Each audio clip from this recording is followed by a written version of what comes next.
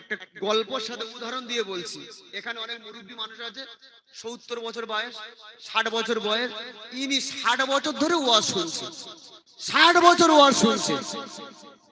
আজকে এখন বাগপতা এখানে জলসা হচ্ছে, এই মহল্লায় জলসা হচ্ছে, ছোট্ট একটা লাঠি, সে এখন নাতিটা জেদ করেছে, জোর হয়েছে, দাদু আমি আজকে তোমার সাথে মিলাদ শুনতে যাব, জলসা শুনতে যাব। দাদু বললে তুই আজকে শুনতে যাবি তো? নাতি তার হাত ধরে নিয়ে এখানে আসবে যখন, মনে করুন ওই রাস্তাটা খাল, ভালো করে শুনবেন, রাস্তাটা খাল, খালটা দেখছে শুকনো, পানি নেই। আচ্ছা খাল যদি শুকনো থাকে কাপড় জামা ভিজবে? ভিজবে বাপ? আরে সাড়া দেবেন তো, ভিজবে? ভিজবে না। ও পেরিয়ে চলে আসলো, যখন মনে করুন এটা মধ্যরাত্রে জলসা, একটা পর্যন্ত শেষ হয়ে গেছে জলসাটা, যখন জলসাটা শেষ হয়ে গেল দেখছে দাদু ওই খালে জোয়ার, কি দেখছে? খালে জোয়ার, পানি ভর্তি। কি সর্বনাশ হলো বল দিনি, খালে জোয়ার পেরোবো কে? এবারে মলি সাহেব, মনে করুন আপনার ইমাম সাহেব বায়ান করে, বাবারা বাবারা তোমরা হাঁটুর কাপড় তুলো না, হাঁটুর কাপড় ফরজ তরফ করো না, হাঁটুর কাপড় তুললে গুনাহ হবে। ছোট্ট এখন 8-10 বছরের বাচ্চা, ওর জেহেনে ঢুকে গেছে। ও ওখানে বসে বসে বলছে আল্লাহ আমি আর কালকের থেকে হাফ প্যান্ট পরবো না। কি বলছে?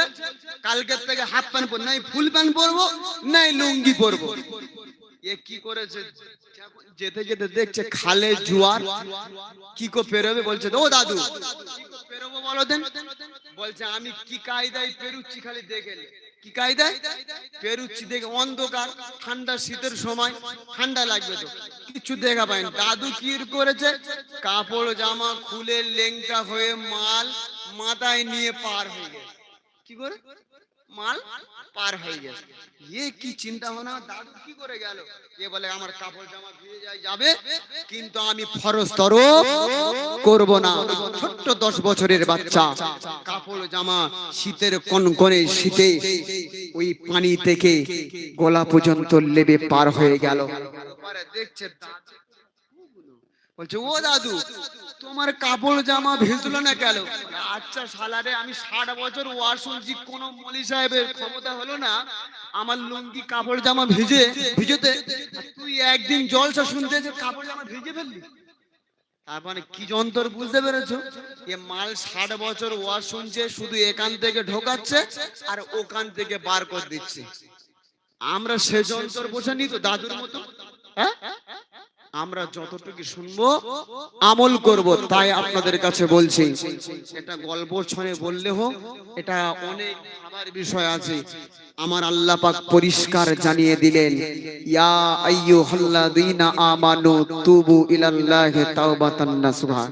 বললে বান্দা তোরা গুনাহ করেছি, পাপ করেছি, অন্যায় করেছি, বান্দা নিরালা নিঝুমে বিবি বাচ্চা ছেড়ে তোরা চলে যা, গিয়ে চোখের পানি ছেড়ে আল্লাহর কাছে কাঁদ।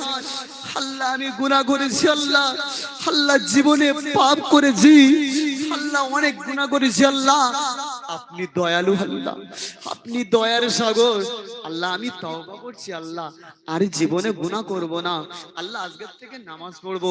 আল্লাহ বললেন বান্দারে আমি এত দয়ার সাগর রে বান্দা, তোর ওই চোখের পানি আমি আল্লাহ সহ্য করতে পারি না রে বান্দা। ওরে বান্দা তোর চোখের পানি নাকের ডগায় আসার আগে আগে আমি আল্লাহ সমস্ত জীবনের গুনাহ খাতাকে মাফ করে দিলাম। জোরে বলুন সুবহানাল্লাহ। কিসের কারণে? এখান থেকে ঢুকিয়েছে, ওখান থেকে বার করেছে, এর কারণে নয়। আল্লাহ পাক বললেন বান্দা তুই তওবা করেছিস খালেস নিয়তে, আমি আল্লাহ ওই তওবার কারণে জীবনের পূর্বের গুনাহ খাতাকে মাফ করে দিয়েছি। জোরে বলুন সুবহানাল্লাহ। আজকে আমি পায়ে ধরে বলবো, ছোট্ট ভাইয়ের মতন, ছোট্ট সন্তানের মতন যারা এখনো পাপ করেছেন, অন্যায় করেছেন, যাদের পিতা মাতা বেঁচে আছে, পাপ পায়ে ধরে বলবো, এখানে অনেক মুরব্বীরা বসে আছে, একবার জিজ্ঞাসা করে দেখেন, যাদের মা চলে গেছে, যাদের আব্বা চলে গেছে, আমাদের পাশে যদি কেউ মা মা বলে ডাকে, আব্বা আব্বা বলে ডাকে, আমাদের কলিজাটা যেন দুভাগ হয়ে যায়। আল্লাহ যদি আমার জনম দুঃখিনী মা বেঁচে থাকতো, যদি আমার আব্বা বেঁচে থাকতো,